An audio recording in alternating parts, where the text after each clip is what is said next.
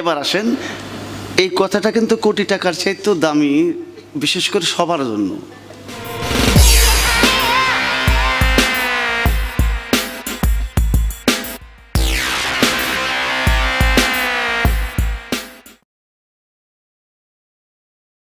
তাই না?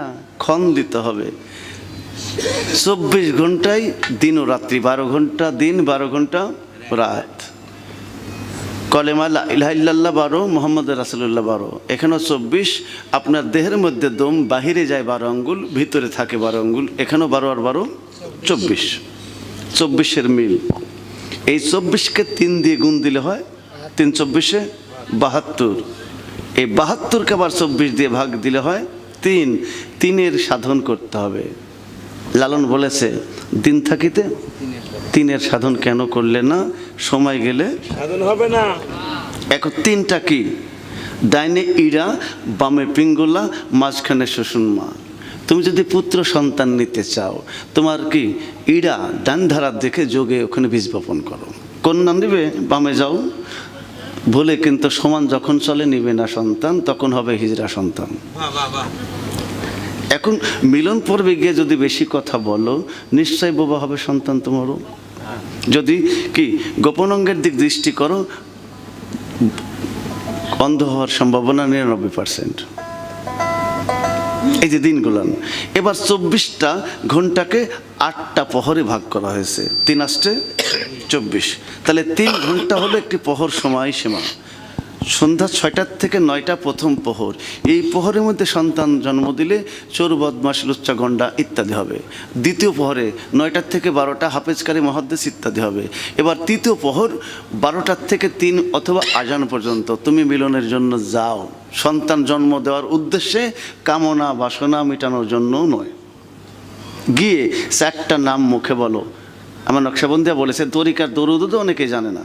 ইয়া আল্লাহু, ইয়া রহমানু, কি ইয়া রাহিমু, ইয়া রহমতুল্লিল আলামিন করে তরিকার দরুদ আছে। আল্লাহুম্মা সাল্লি আলা সাইয়্যিদিনা মুহাম্মাদিন ওয়াসিলাতি ইলাইকা ওয়া আলিহি ওয়াস সাল্লিম। কি বলেন? এই দরুদ পাঠ করে মুর্শিদের ধ্যান জ্ঞান রেখে যদি গুরুধরা মানুষ হও, ওই বর্জকটা নিরূপণ নিয়ে সন্তানের কথা আগে বলেছি। তবে পক্ষ 2টা। এই 24 ঘন্টা 30 দিনে মাস, 13.5 দিন আর 13.5 দিন কত হয়? 27। এই 13.5 দিন দেহের রতি বা শক্তিটা নিম্নগতি, আর 13.5 দিন ঊর্ধ্বগতি, 2 ভাগে বিভক্ত। একটা শুক্লপক্ষ আর একটা হলো কৃষ্ণপক্ষ। বাবা মা ফর্সা, সন্তান কালো হয় না, কারণ তার জন্ম পড়েছে কৃষ্ণপক্ষে গিয়ে। আবার বাবা মা কালো, সন্তান ফর্সা হয়, জানে না বটে, কিন্তু জন্ম দিয়েছে শুক্লপক্ষে, অর্থাৎ আলোকময়। এবার সন্তান ভরা পেটে যদি জন্ম দাও, আয়ু কম হবে। এবার যদি মনে করো আমার আগে সন্তান মারা যাবে না, এই ফর্মুলাও আছে। আমি বলবো না, গুরুরাই বলবে। আপনি বলেন।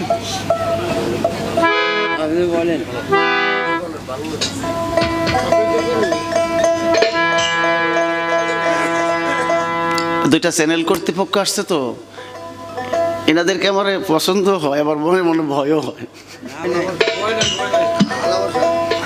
এবার আসেন, এই কথাটা কিন্তু কোটি টাকার চাইতেও দামি, বিশেষ করে সবার জন্য।